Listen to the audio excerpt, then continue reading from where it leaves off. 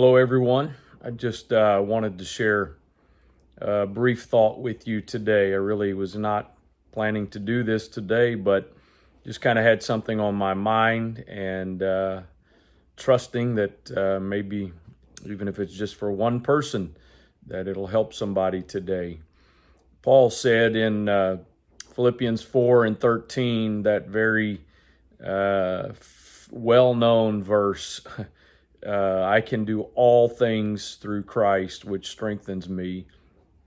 And that verse has gotten a lot of use, especially since Tim Tebow, the college football player, to me, really made it popular by having the reference on his the black marks that they put under their eyes on for football players. But I think that verse usually gets kind of used in the context of, I can accomplish great things through Christ, which strengthens me. But there obviously is, with every verse, there's context to that verse. And the verse before that is where Paul says, I know how to be abased and I know how to abound. Everywhere and in all things I am instructed both to be full and to be hungry.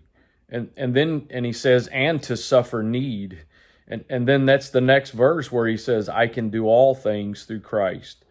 But it's actually two verses before that I think is a really key verse. Because Paul says in verse 11, not that I speak in respect of want. So remember, he's saying, I know how to be abased, I know how to abound, I know how to go through good things, I know how to go through bad things. But there is one word in verse 11 to me that is a huge key to all of that. And that is the word learned. Paul said, I have learned in whatsoever state I am, therewith to be content. He didn't say, I've got this down. He didn't say it was a natural, normal thing for me. He said, I have learned. The implication of that, of learning, is trial and error. All of us have learned things. We've learned how to do things. I don't know of anyone that's ever learned how to do something, whether that was a sport or some kind of a trade, a hobby, that you knew how to do it from the very first time and you didn't struggle to learn how to do it. And I think somehow we've got it in our heads that we're just supposed to have all of it down. But Paul says, I learned. Again, the implication is he tried and failed. There were times he did it right. There was other times that he struggled. I'm not sure why we tend to put everything in our walk with God and in our ministry in just a pass or fail category. And the problem is that kind of paralyzes us when everything is about passing or failing. Because if we're afraid, especially of failing, then we tend to not try. When Jesus sent the 70 out, he told them there's going to be some places you're going to come to. They're not going to accept what you have to say. They're going to reject you. And his instructions were simply shake the dust off of your feet and walk away. And again, we kind of put everything in this category of success or failure, and there's sort of no gray area.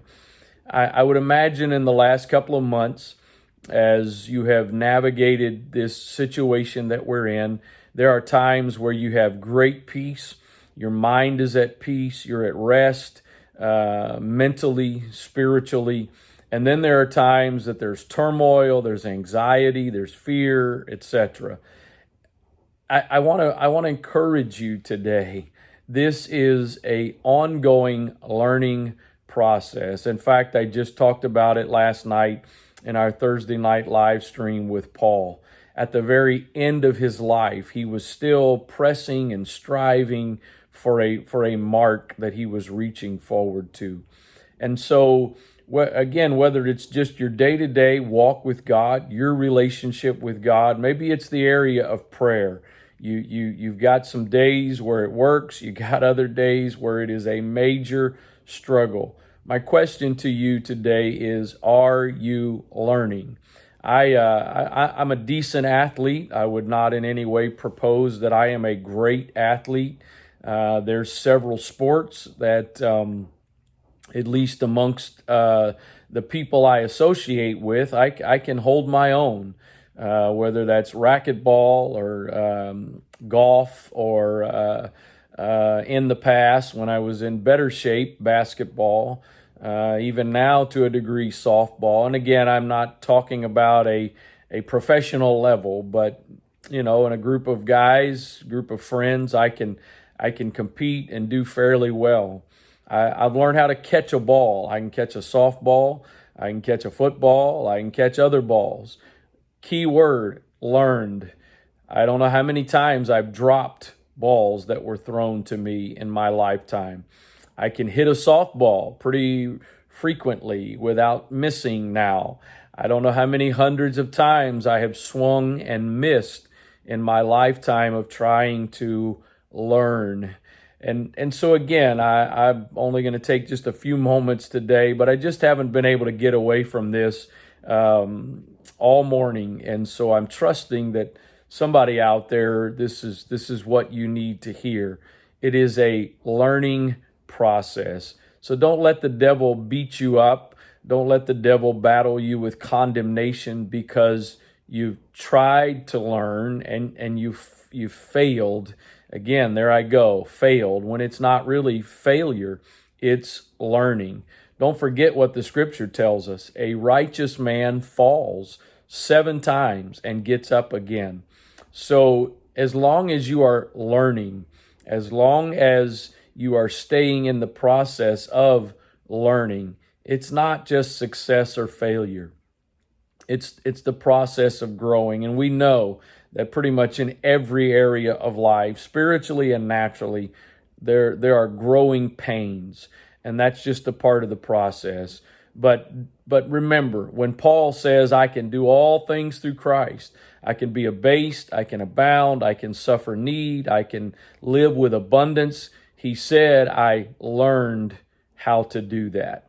And so if Paul had to learn how to do that, you and I have to learn how to do that. But I believe that the grace of God is more than able to help us to learn to do the things that we need to do in our walk with God and in our ministry. God bless you.